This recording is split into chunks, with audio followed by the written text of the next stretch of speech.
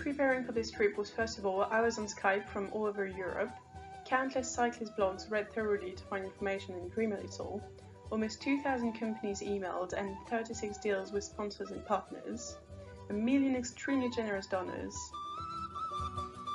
big debates like are we allowed to bring 2 or 3 pairs of socks, and several hours on the Decathlon website as well as in store to find our equipment. A few days before departure arrived our beautiful bikes straight from Normandy.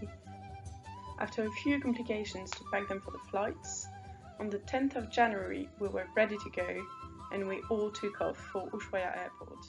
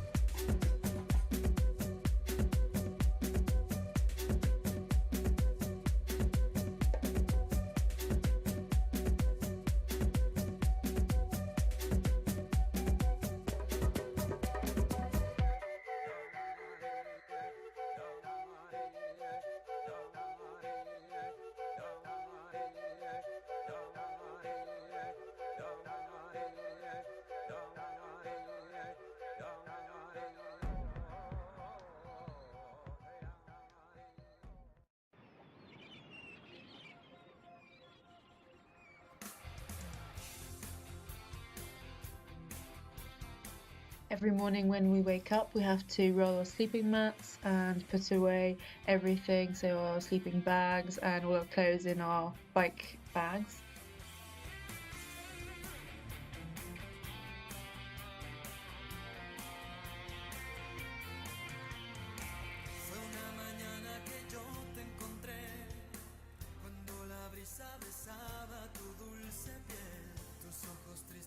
We then have to fold up the tent and make it look as if we'd never been there, and then we can cook breakfast on the camping stove.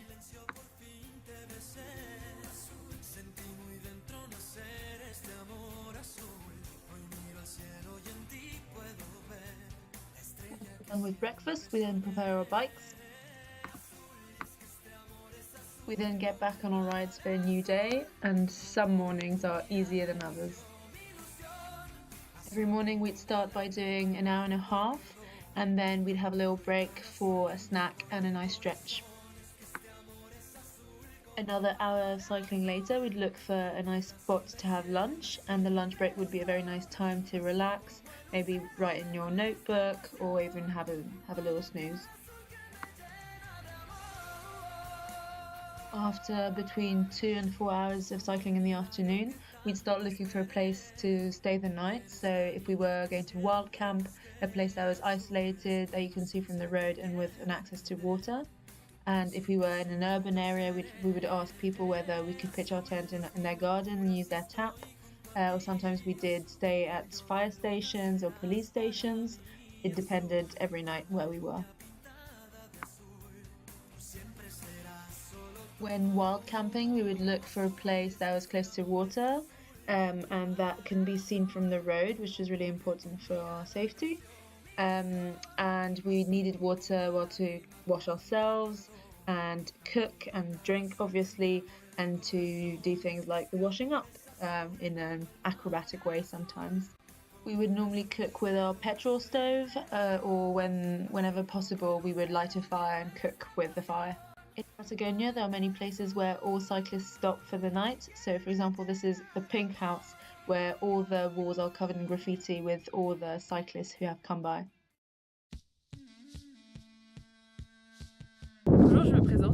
inspecteur Poupette. Aujourd'hui, je vais vous parler de mes habits. Alors ici, on a les lunettes de soleil pour protéger du soleil et le petit tuto qui fait aussi bandeau et bonnet de nuit. On a toujours sur nous. Et maillot de bain, autre maillot de bain.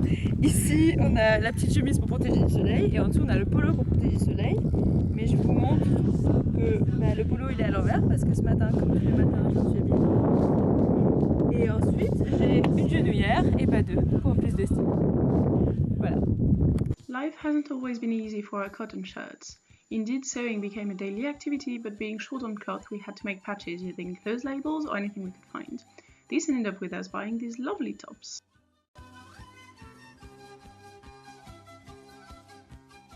Argentinian Patagonia is a hostile environment, but very impressive nonetheless. It is just endless plains that go as far as the eye can see, with only guanacos, which are sorts of llamas, as inhabitants. There can easily be hundreds of kilometers between two villages. There are many glaciers like the Perito Moreno here in El Calafate. It is several kilometers long and it's really impressive. Chile is very vast, so you can find almost every type of landscape there.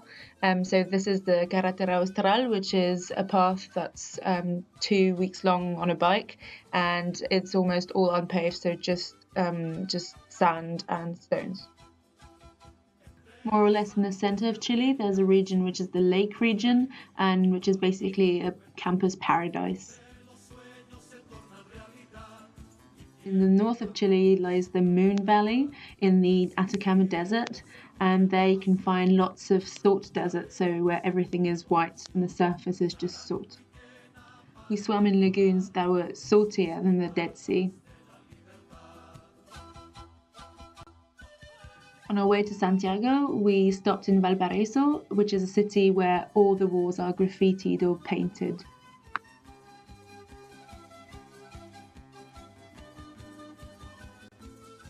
Overall, the landscapes are amazing and you can often see at 360 degrees around you.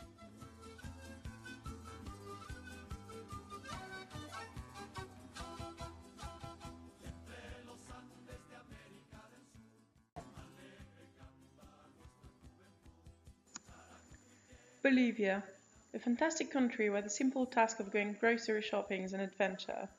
You can find shops selling exclusively eggs, and others where you can find sodas, beach boys and wedding dresses.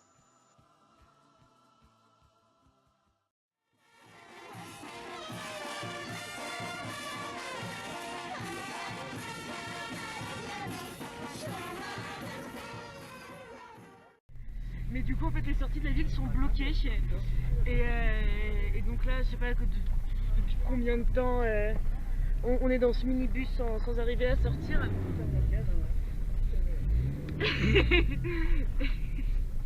On galère un petit peu. C'est bon, là, on est en train de caler dans une... Ah, on repart en arrière! We had the chance to cycle in the Salar de Uyuni for 2 days. It's the largest salt desert in the world. We were with 2 Argentinians and an American, and we were cycling in this endless white flat where the horizon disappears and only mountains are there to guide you.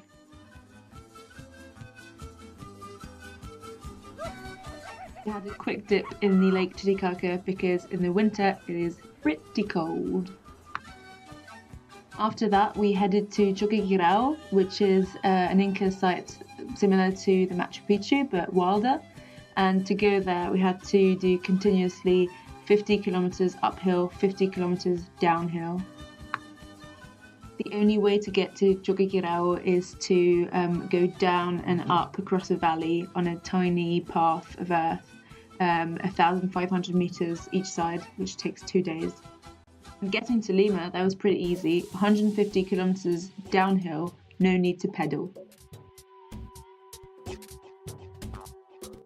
So the first charity we went to is Teleton in Concepcion in Chile. Teleton is a rehabilitation centre for children with disabilities. In Chile, close to 14% of the population has a disability of some sort. Teleton in Chile takes care of about 90% of the children with disabilities, and the Concepcion Centre counts 4,000 patients. Over there, the children can meet with about 120 professionals with various areas of expertise.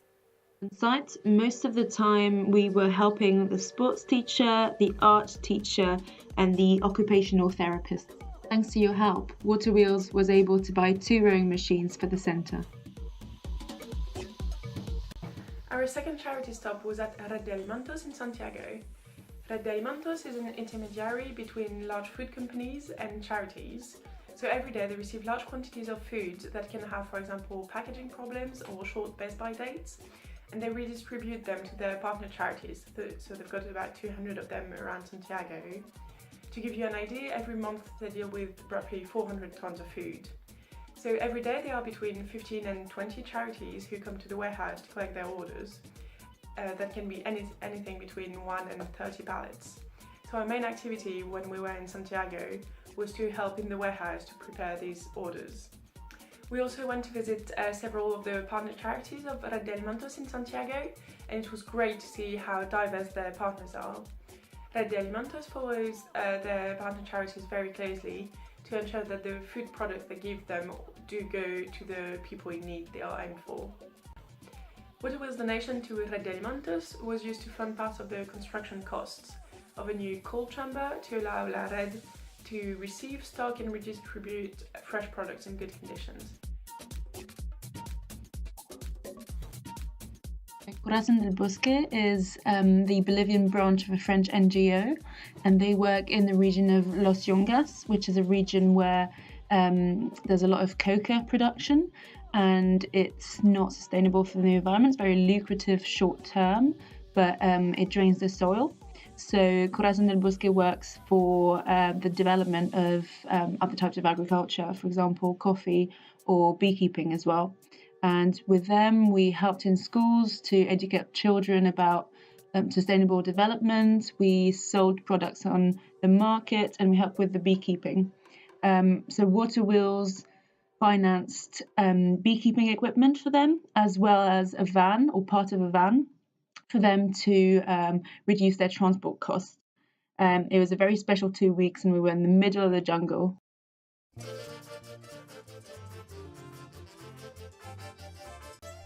The first natural challenge we had to face was wind in Patagonia. During the first 3 weeks we had very strong headwinds all day long, every day. It slowed us down to 7 or 8 kilometers an hour with no breaks. We cycled very close one behind the other, alternating every kilometer. We even had a day with gusts faster than 100 kilometers an hour, so we could barely stand outside, and that totally stopped us from cycling.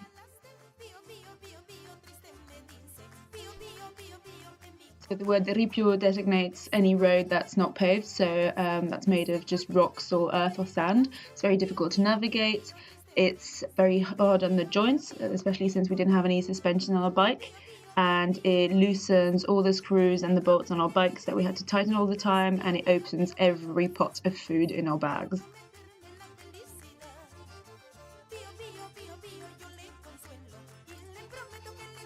We had to cross several deserts for up to a week. The majority of the roads in the desert are ripio, which always made progress more difficult.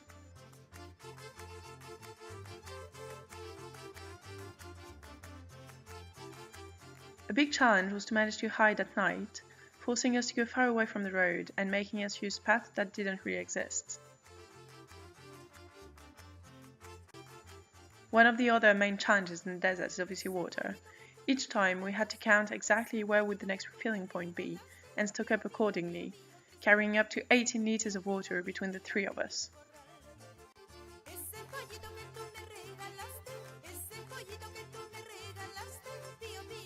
We had been warned about the rain, especially in Chile on the Carretera Austral, and it was pretty bad. There were a lot of rivers or really big waterfalls that weren't even indicated on the map, and that were giant, like those ones. We could expect it when going cycling in the Andes. We had to face a few hills. The first time we went from sea level to 4,500 meters high in the north of Chile was really difficult, but we then spent a month at 4,000 meters on the Altiplano in Bolivia and were impressed by how well our bodies adapted. We peaked at over 4,800 meters above sea level the day before reaching Lima. Voilà, là on vient de se réveiller, on est à 3700 mètres et on a tout eu très très froid pendant la nuit, donc va falloir trouver des solutions, sacs en plastique, couverture de survie et autres. Parce qu'on a dormi avec toutes nos couches et pourtant on a eu super froid.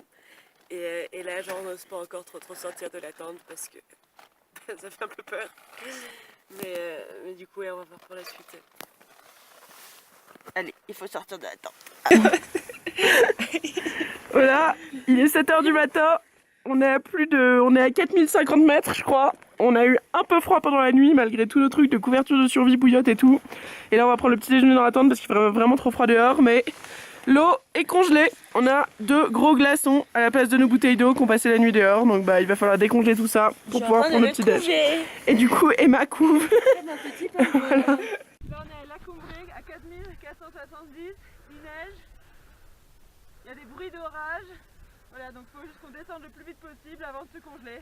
D'ailleurs en sortant du car, quand on a ouvert la porte, il y a un vieux monsieur qui a crié « Pas la congelar !» Ascotan, the day where it was so cold that we had to find shelter in an abandoned train wagon and eat flour, sugar and water as comfort food.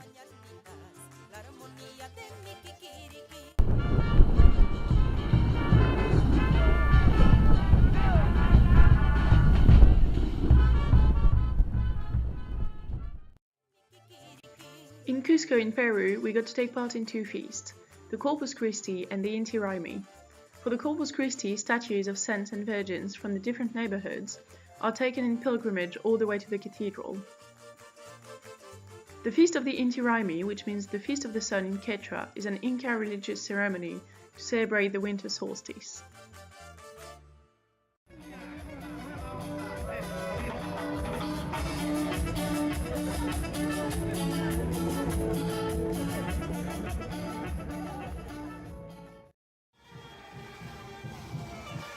The Gran Poder in La Paz is a traditional festival where over 40,000 dancers and 7,000 musicians parade dressed up for the whole day and the whole night.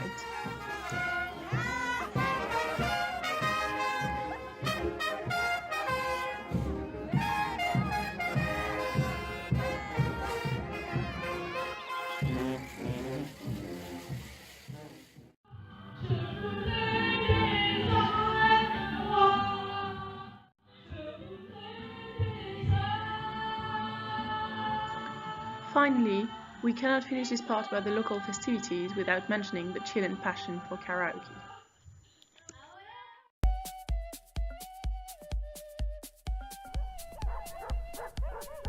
Very often we were met with dogs who would chase us while cycling and maybe bite into our bags. There were also quite a few insects, some of which we would fend off in a more or less friendly manner.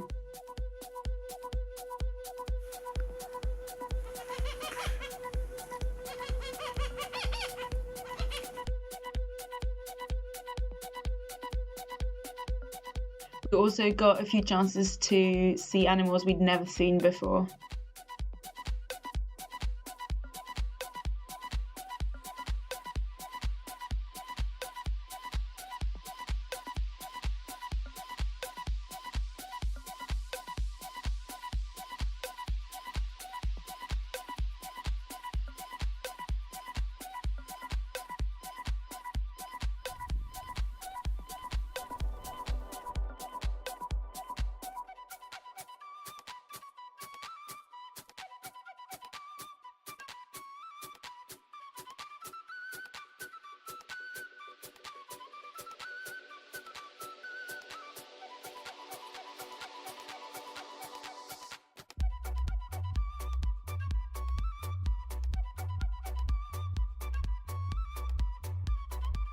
On the road we met lots of people, cyclists we cycled with, people we shared campsites with, people who helped us on our way, and people who housed us as well.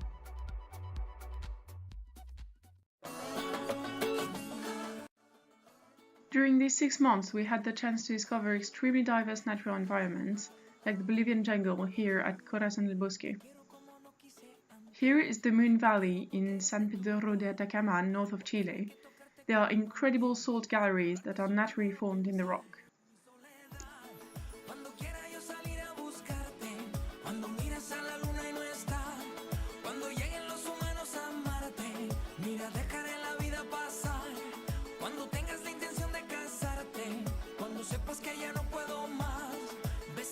At the Bagantes, we went on a hike in the river. Yes, literally inside the river, just after the rainy season, so there was a lot of water.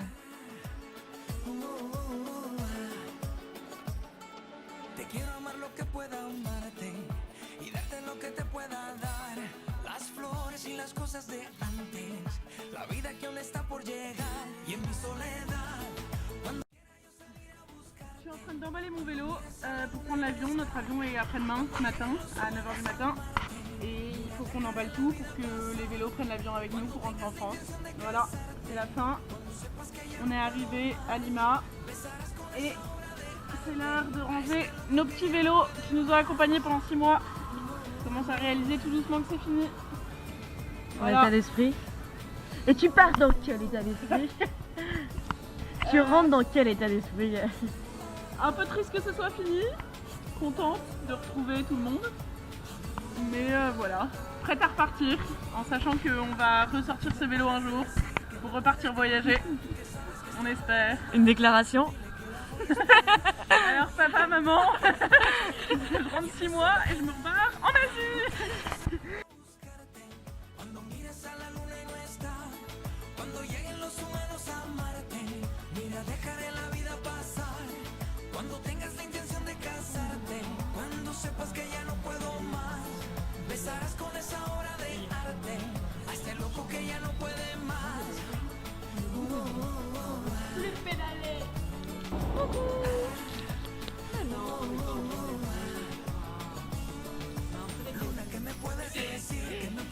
Emma, explique-nous ta chute.